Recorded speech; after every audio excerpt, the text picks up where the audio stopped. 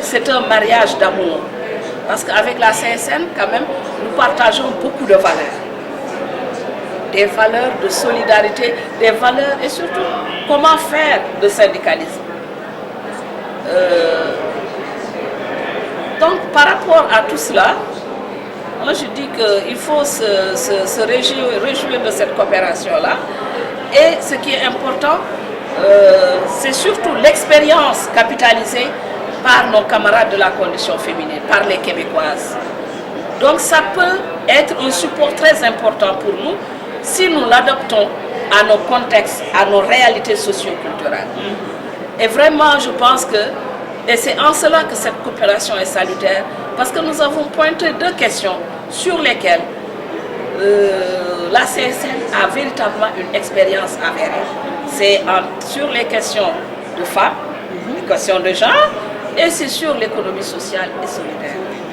En fait, que c'est un exemple de solidarité, un exemple de coopération, je pense, qui doit faire tache d'huile au niveau du mouvement syndical international.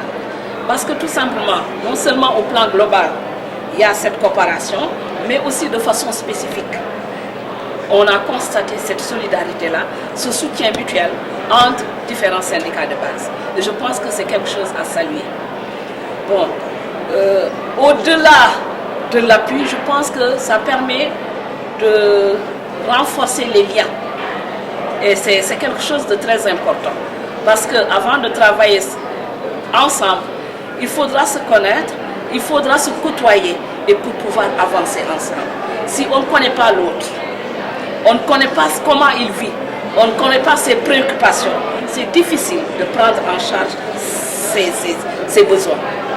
Autre aspect, c'est sur la situation de la femme en Afrique. Et je pense que là, le mouvement syndical a un rôle important à jouer. Parce qu'aujourd'hui, face à la mondialisation néolibérale, le monde, l'Afrique de façon, le monde en général, l'Afrique en particulier, est confrontée à des défis. Et surtout, chez nous, ce sont des défis de survie.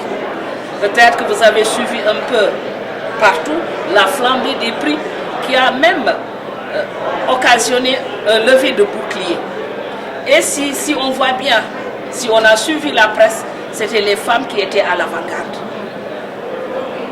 On a donné la parole aux femmes parce que ce sont les femmes qui ont vécu dans leur chair cette pauvreté-là. Et elles sont aujourd'hui à la base de la survie de la famille. Donc, elles sont obligées, en fait ce sont des touches à tout. Ce sont des touches à tout pour pouvoir tout simplement subvenir aux besoins domestiques.